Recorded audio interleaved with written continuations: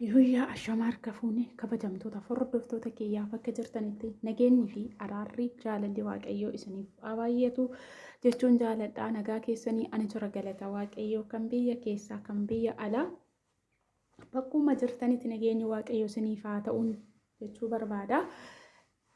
Asumatti aansee warri laayik, sheer, koomeent gochuudhaan jajjabeessaa jirtan galatoomaan isiniin jedha. Akkasumatti illee warreen itoo sabiskiraayib hin godhin hordoftan sabiskiraayib godhaan isiniin jedha. Anis gara fuulduraatti hojii gaggaarii gaafa gara biyya koo galee waan gaggaarii fiduudhaaf abdii guddaan qaba. Kanaaf isin immoo laayikii gochuudhaan sabiskiraayib gochuudhaan na jabeessaa.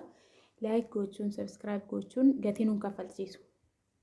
Maaliif waayifaa kanaa dhormaa fayyadamna yoo waan ta'eef laayik, sheer, sabiskiraayib, kooment godhaa isiniin jedha.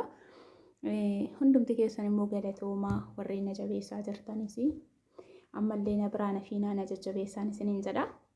Egaa kanumatti aansee yaannani guyyaa har'aa qabadhee dhufe miidiyaa kanarraa du'aa fi jaalalatu baay'ate. Tokko tokkoon du'aa tokko tokko immoo jaalalaaf bahee miidiyaarra taa'ee bu'a. Maaliif wanti miidiyaarraa dhufkamuu malus hin jira, wanti miidiyaarra bahuuf malus hin jira jecha miidiyaa jedhiiti gowwaa fi waraqni waan qabee gadi hin dhiisu waan jedhan sana hin beektu natti fakkaata. Maali yoo jettanii yeroo maraa jaalalli akkuma jiru jibbis akka jiru baruu qabdu jechaadha. Maaliif namni tokko wal jaalata ta'ee jennaan otoo waggaa 3 dhiisaati. Waggaa 3 dhiisaati osoo dhuma waggaa 10 walirraa fagaatee ture jaalalli jiraannaan heesumayyuu ga'uun hin danda'amu jechaadha. Dhugaadhaan waaqayyo murteessee kan nama sanaati jedhee kenneef taana osoo eessallee Ameerikaa bakka barbaaddan maaf hin taane biddeen keessan taa'eetuma isin eega. Biddeen keessan ta'ee taanaan jaalalli keessan tokko ta'ee taanaan waaqayyo tokko isin godheera taanaan egiruun naqu.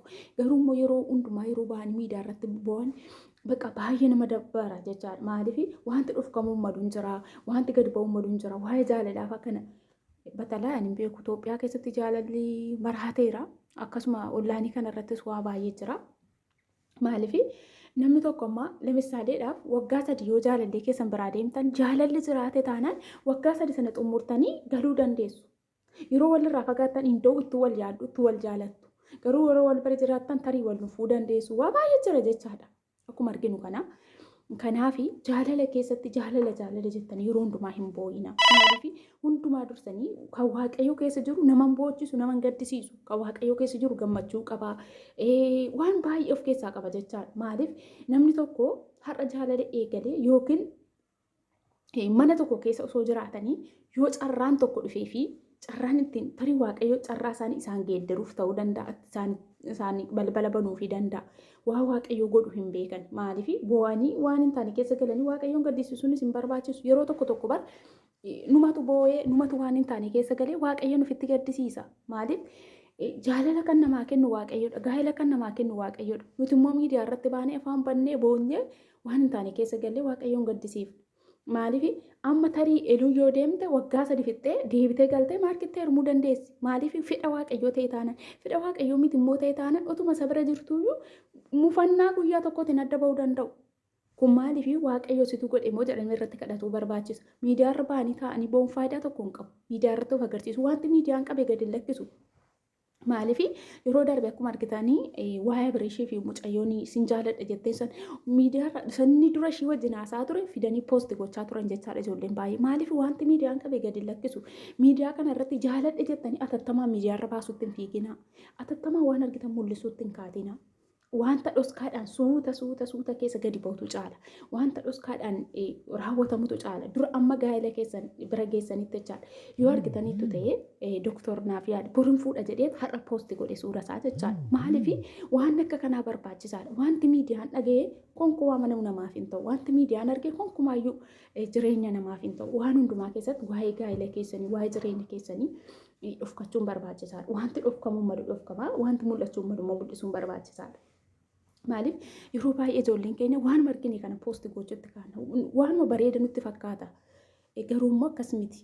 Waan tokko dhoskachuun, waan tokko waaqayyoon irratti kadhachuun kana situ naaf kenne jechuun barbaachisaadha. Osoo waaqayyoon irratti hin kadhatiin, osoo waan tokko hin jedhiin garuma jaalalleetti fiiga, gara waan hin taanetti galla. Sanaa boodattuu gaafa wal jibbine baanee miidiyaa irratti alaagnee boona. Kun sirrii miti dhuguma dubbachuuf taanaan jechaadha. Maaliif wanti dhofkamuu malu jira, wanti miidiyaarra ba'uu malu jira. Maali waan hundumaa miidiyaa. Kanaafi asuma taasee mucayyoon yeroo darbee duute waggaa torba golee ormaa keessa hojjette akka afaan obboleettii shirraa dhageenyutti waggaa torba hojjette yookiin dhala hin qabdu yookiin maallaqa qabaatte yookiin lafa bitatte waanuma tokko nam tokko ilaalee ittiin ba'uuf hin qabdu. Garuu waggaa torba hojjette. Mi'a isinitti haa dhaga'amu. Gaafa golee ormaa keessa hojjettan bakka kam akka birri keessan keessan bakka kam akka jiraattan eenyu wajjin akka deemtan hiriyaan keessan eenyu akka ta'e dhaabadhaati ilaala. Nama hundumaatu ilkaan isitti kolfe firiyaa akkasii hin taane bari.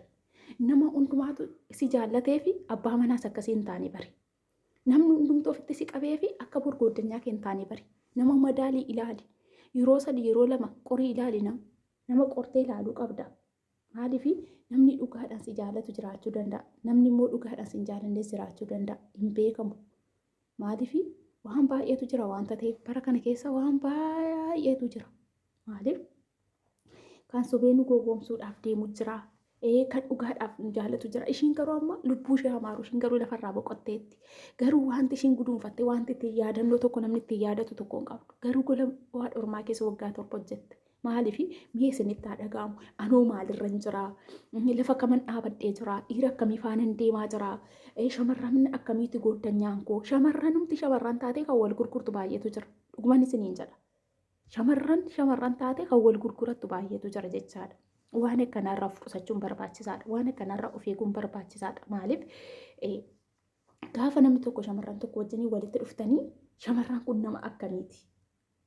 Nama gooddanyaa naa taatudha. Nama gaafa rakkadhe natti siqxudha. Gaafa dhukkubsadhe nama na gaafattudha jettanii ilaaluun barbaachisaadha. Bara kana keessa waluma argitanii walitti bilbiltu waa'ee dhirsaa waliin haasoftu waa'ee birrii waliin haasoftu bakka ishiin fuutee nama 50-30 biraan geesse. Sanaa booda dhirsachumarraan karaa ishiirraa sii dhufa. Sanaa booda dhirsi karaa ishiirraa sii dhufa mucoo tokko dheessi nyaateetu si biraa deebi'a. Gaafa sana hoo ishiin biloo keessa gooti. Bakka ari'aan kee kana. Ilaali dura madaaliiti. Nama tokko madaalanii ilaaluun barbaachisaadha. Yoo nama tokko madaaltiin ilaaliin ufumaaf hiriyaa godhatti faayidaan qabu. Osoo naman ilaaliin hiriyaa nama godhachuun sirrii miti. Qorii ilaali. Tarii nan dhukkubsadhe jedhiiti.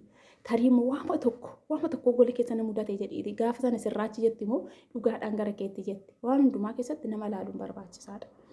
Kanan isiniin jedha. Akkasuma immoo gaafa namni tokko duuti tokko jechaadha. Akkuma jireenyi jiru duuni illee jira jechaadha. Kan du'a keenya nu bareechu immoo yoo nuti harkaa qabaannedha. Kan namni nutti siquu danda'u, kan namni wabii nuuf ta'uu danda'u, yoo nuti sakalee hojjennee sana guduunfannee qabaanne ishiinuu qabdi kan ishiitti nu geggeessan jedhee namni nutti siquu danda'a. Yoo nuti nuuf harkaa hin qabne dura duutee nuun jedha namni. Maaliif?